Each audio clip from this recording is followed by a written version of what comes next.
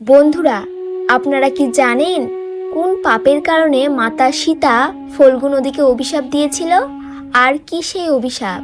আজকে আমরা এই ভিডিওটিতে সেটাই জানব। তো যে সকল বন্ধুরা আমার চ্যানেল নতুন, তারা অবশ্যই চ্যানেলটি সাবস্ক্রাইব করে পাশে থাকা বেল আইকনটি ক্লিক করে রাখবে।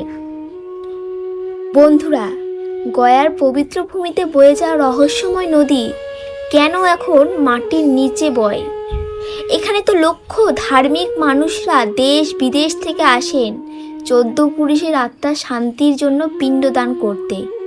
কিন্তু ভাবেন, যে পবিত্র নদী তর্পণ হয়, সেই নদীর ওপর থেকে পুরোপুরি শুকনো কেন? আসলে কি হয়েছে যার কারণে মাতা সীতা ফাল্গু নদীকে অভিশাপ দিয়েছেন? নমস্কার বন্ধুরা, বায়ুপুরাণ আর অগ্নিপুরাণ অনুসারে গয়াতে পিণ্ডদানের নিয়ম আজ থেকে নয়, প্রাচীন কাল থেকেই চলে আসছে। এমনকি ভগবান রাম, লক্ষ্মণ আর সীতা এখানে তাদের পিতা দশরথের পিণ্ডদানের জন্য আসেন। ওই সময় গয়া এত বিকশিত ছিল না, আর তর্পণের সামগ্রী আশেপাশে কোথাও ছিল না। রাম আর লক্ষ্মণ তর্পণের সামগ্রী কিনতে দূরে একটি বাজারে যান, আর তখনই মাতা সীতা ফাল্গু নদের তটে বসে থাকেন। তখন হঠাৎ করে একটি চমৎকার ঘটনা ঘটে। মাটি ফেটে রাজা দশরথের আত্মা একটি হাত বের করিয়ে দেয়, আর তখনই আকাশবাণী হয়, হে পুত্রী, সময় চলে যাচ্ছে, আমাকে পিণ্ড তর্পণ দাও। সীতামা ভয় পায় যে রাম লক্ষ্মণ তো এখনও সামগ্রী নিয়ে আসেইনি। এখন প্রশ্ন হলো, কোনো সামগ্রী ছাড়া পিণ্ড তর্পণ কেমন করে হবে? রাজা দশরথ বলল, হে পুত্রী, আমাকে যে কোনো বস্তু দিয়ে তর্পণ দাও। সীতা চারদিক দেখে, কিন্তু সে কোনো কিছু খুঁজে পেল না। তখন সীতামা নির্ণয় নিল যে ফাল্গুনী নদীর বালু দিয়ে পিণ্ড তর্পণ করবে। তাও একটা প্রশ্ন সীতামায়ের ছিলই যে রাম আর লক্ষ্মণকে আমি কেমন করে বোঝাবো যে আমি পিণ্ডদান দিয়েছি?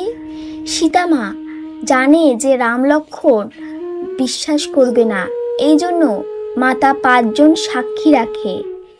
1 ব্রাহ্মণ, 2 গোমাতা, 3 তুলসী, 4 বটবৃক্ষ আর 5 ফাল্গু নদী। এই 5 জনকে সাক্ষী করে তিনি বালু দিয়ে রাজা দশরথের পিণ্ড তর্পণ করে। কিছুক্ষণ পর রাম লক্ষ্মণ সামগ্রী নিয়ে আসে।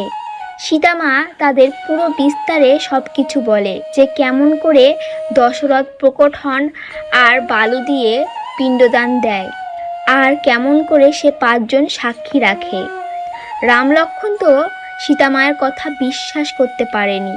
তো মাতা সীতা প্রথমে ব্রাহ্মণকে বলেন যে কেমন করে আমি পিণ্ডদান দিয়েছি, কিন্তু তখন কিছু এমন হয়েছিল যেটা কল্পনাও করতে পারেনি মাতা সীতা। ব্রাহ্মণ মিথ্যা কথা বলে, না প্রভু, মাতা সীতা কোনো পিণ্ডদান দেয়নি। আসলে ব্রাহ্মণের মনে খুব লোভ জাগে, যে ভাবে যে মাতা সীতা পিণ্ডদান করে আমাকে দান দক্ষিণা কিছুই দেয়নি। যদি রাম লক্ষ্মণ পিণ্ডদান দেয়, তাহলে আমাকে দান স্বরূপ সোনা দানা বস্ত্র দেবে। তাই সেই জন্য ব্রাহ্মণ মিথ্যে কথা বলে, না প্রভু, মাতা সীতা কোনো পিণ্ডদান দেয়নি। সীতামা অত্যন্ত দুঃখ পান আর ক্রোধের বশে অভিশাপ দেন, ব্রাহ্মণ যাও, তোমরা লোভী হবে, তোমাদের যতই দিক দান দক্ষিণা, তাও তোমাদের পেট ভরবে না। মাতা সীতার অভিশাপের জন্য গয়ার পাণ্ডারা যতই দান দক্ষিণার দিক না কেন, তাও সন্তুষ্ট হয় না।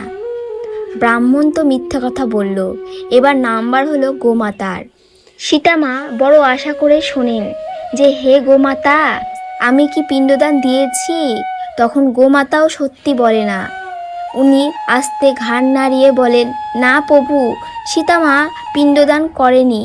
এটা শুনে সীতামার হৃদয় কেঁপে ওঠে। যে গোমাতাকে পূজনীয় মানা হয়, সে গোমাতা সত্যি বলল না।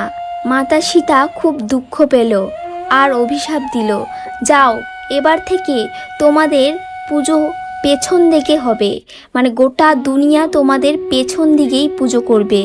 তারপরেই এই পরম্পরা হলো যে গোমাতার লেজের দিককেই সব থেকে পবিত্র মানা হয়।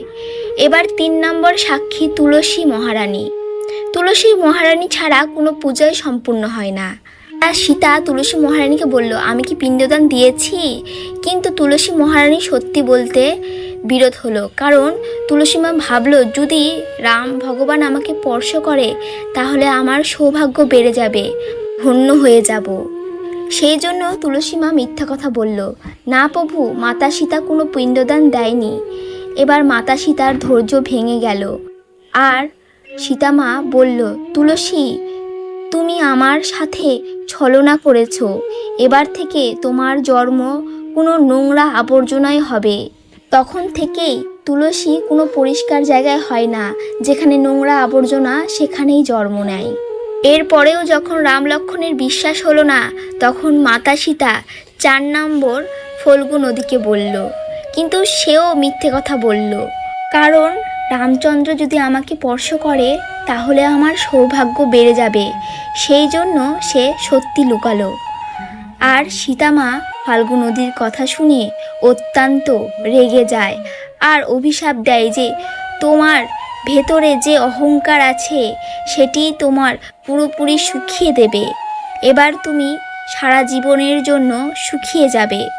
আর যখনই অভিশাপের প্রভাব পড়তে লাগলো, তখনই ফাল্গু নদী হাত জোর করে প্রকট হন আর ক্ষমা চান যে মাতা সীতা, আমাকে ক্ষমা করে দিন, আমার ভুল হয়ে গেছে। যদি আমি পুরোপুরি শুকিয়ে যাই তাহলে এখানে আসা লক্ষ লক্ষ ভক্তদের জল কে দেবে? তখনই সীতা মায়ের রাগ কিছুটা ঠান্ডা হলো আর বলল, ওপর থেকে শুকিয়ে যাবে, কিন্তু তোমার জল মাটির নিচ থেকে বইবে। আর তখন থেকেই রহস্যময় ফাল্গুনী নদী উপর থেকে শুকনো দেখা গেলেও কিন্তু আজও যদি তোমরা গয়াতে যাও তাহলে আর ফাল্গু ঘাটে বালুগুলোকে তুললে জল বের হয়ে আসে।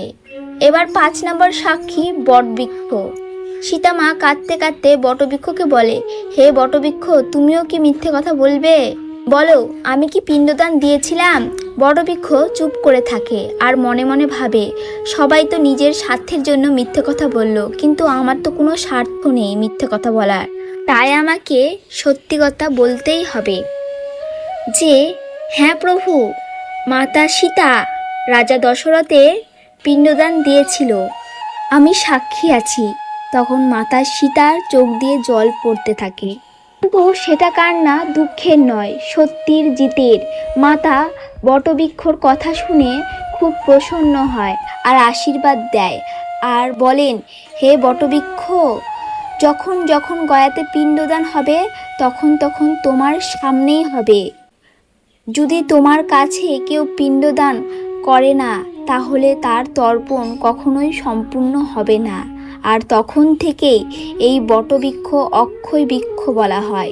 গয়াতে আজও সেই অক্ষয় বটবৃক্ষ, যেটা আজও সব পিণ্ডদানের সাক্ষী হয়।